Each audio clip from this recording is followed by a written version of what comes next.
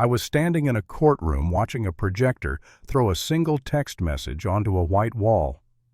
Do whatever you have to. Make people scared of him. And the moment the judge read it out loud, the whole room went quiet in that special way that says, "Oh, this is not a neighborhood dispute anymore." That's when I realized the Homeowners Association had never been the problem one woman was. My name's Ethan Cole, and I live on 10 acres just outside a place called Cedar Ridge Village, the kind of tidy suburb that thinks a perfectly trimmed lawn is a personality. My property isn't in their HOA, which means I don't pay their fees, I don't follow their bylaws, and I sure as hell don't answer to their board. I built my home like a fortress of peace. Long gravel drive, a solid garage, and a climate-controlled room with server racks because my work depends on it. I'm not loud. I'm not looking for trouble.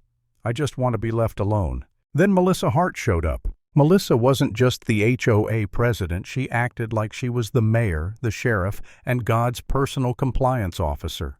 She had that smile that never reached her eyes, and she talked in the same tone people use when they're training a dog. "We have standards here," she'd say, like it was a threat wrapped in a greeting. At first she tried the usual stuff, comments about my solar panels, my gravel, my fence line. Little jabs, little suggestions that sounded a lot like orders. And every time I reminded her calmly that my land was outside Cedar Ridge Village, she'd blink like I'd spoken a foreign language. You could almost see her brain trying to reject reality. The real collision happened on a random afternoon when I left my place for what should have been a quick run, 30 minutes, maybe a little more. I came back up my drive and saw 3 men in reflective vests standing at my garage door with a crowbar like they owned the place. For half a second, my brain tried to be polite about it, like maybe there's a misunderstanding. Then I heard one of them say, "Move left. Melissa wants a clear shot of his face in case he gets aggressive." My stomach dropped so fast it felt like missing a step on stairs. I didn't yell.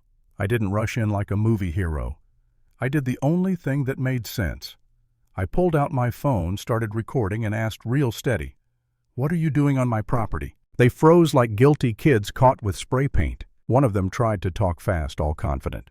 "We're with the association. We're doing an inspection." "Wrong answer," I said, and my voice didn't even sound like mine. I kept the camera rolling while I ordered them away from the door, and when one of them raised the crowbar, like he was going to argue something in me, snapped into survival mode. I got them on the ground, zip-tied their wrists, not because I wanted to play tough guy, but because I wasn't about to let 3 strangers break into a room that could cost me my entire livelihood. Then I called the sheriff. When Sheriff Dawson rolled up, he took one look at the crowbar, the garage my phone recording, and those 3 inspectors sitting under a tree like a badly planned parade float, and his face went flat. The kind of flat that says someone's about to have a very expensive day. And that's when Melissa Hart's SUV came rolling in like she was arriving at a ribbon cutting. She stepped out wearing sunglasses, holding a thick folder, and she walked toward me with that same calm, superior stride like she was there to hand me a fine and a lecture. "Ethan," she said, all sweet, "you can't detain people, you know. These are HOA contractors." Sheriff Dawson didn't even look at me when he said it. He looked straight at her and went, "Ma'am, this isn't HOA land." Melissa's smile twitched. Then she switched gears fast. And that was my first real glimpse of how dangerous she was. She didn't argue facts, she created fear. She started waving her hands toward my garage and saying things like industrial chemicals, illegal equipment, hazardous materials, like she was trying to narrate a disaster into existence. I stared at her and thought, "Are you actually insane? Or just used to people obeying?" The sheriff separated. Everyone took statements, and those 3 guys got hauled away. Melissa drove off looking furious, but I told myself that was it, that she'd been caught red-handed, and she'd back off. Yeah, I was adorable. For the next 2 weeks, my life turned into a slow-motion ambush. A white SUV would park near the end of my drive just on public road, and someone would sit there taking photos of my solar panels. A drone started appearing over my property, hovering near my garage like a metal mosquito. And one morning, I got a notice from the Department of Environmental Health because someone had reported toxic runoff from my land. Toxic runoff. From a guy with a well-maintained gravel drive and a garden. The inspector who showed up was polite, professional, and confused. He walked around, looked at everything, took a few notes, and finally said, "I'm sorry you're dealing with this. This looks cleaner than most commercial sites we inspect." I wanted to laugh, but I didn't, because I knew this wasn't random. This was Melissa trying to bury me under paperwork and panic. Then the rumors hit. Flyers started popping up around Cedar Ridge Village, grainy photos of my garage, my fence, my driveway, with bold text like, "Do you know what your neighbor is hiding?" People who'd never met me started looking at my property like it was a crime scene. And then someone posted a video in the neighborhood Facebook group, a cut-up edited clip of me confronting those fake inspectors. They trimmed it to make me look unstable, threatening, like I was the problem. I watched it alone in my kitchen, and my hands were shaking. Not from anger this time, but from something worse, helplessness. Because it didn't matter what actually happened, people were choosing the story that made them feel safe.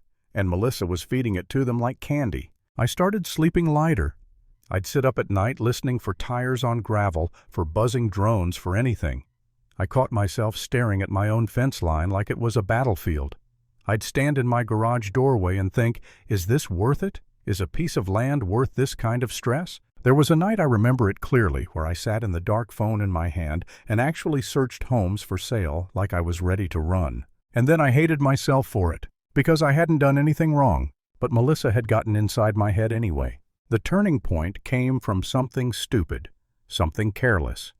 The edited video that made me look like a villain had been uploaded from an account connected to a device, and with a little digging, the digital fingerprints pointed to one name, Brandon Hart, Melissa's son. The same kid I'd seen once at an HOA meeting, sitting behind her like a loyal little assistant, smirking like he was part of something bigger than himself. I felt this cold clarity slide into place. This wasn't neighborhood drama.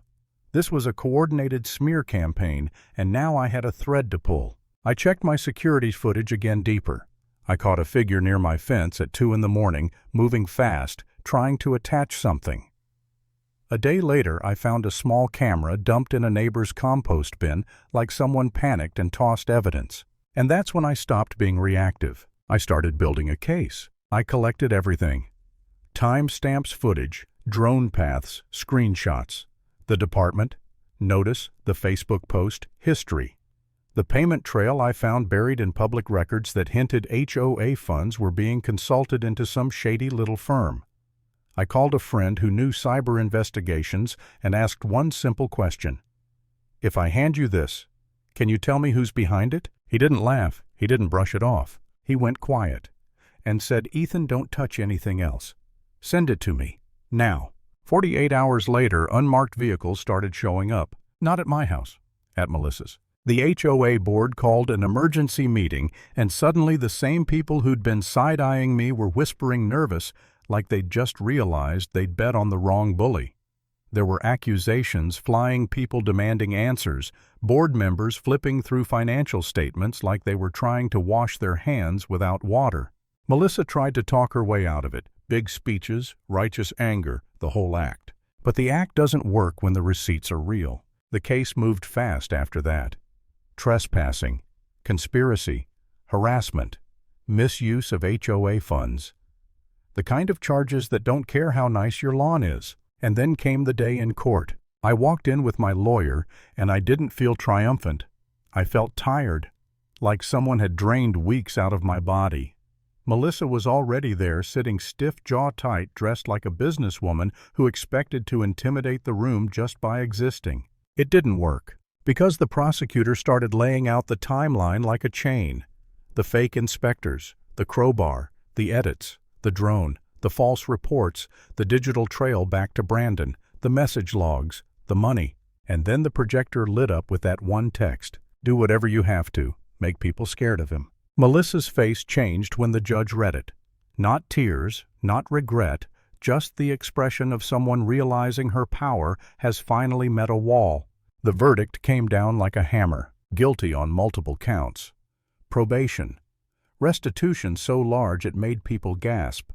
A court order banning her from holding any position in the Homeowners Association for years. And the final knife twist, a public apology requirement she couldn't lawyer her way out of. The HOA board voted her out unanimous right there in front of everyone. And she didn't even get to speak. Melissa Hart stood up, looked around like she expected someone to save her, and for the first time since this started, nobody did. She walked out of that courtroom smaller than I'd ever seen her. And I didn't follow, didn't gloat, didn't celebrate. I just exhaled, and finally felt my own property become mine again. Power doesn't come from rules on paper. It comes from standing your ground when a bully tries to rewrite reality.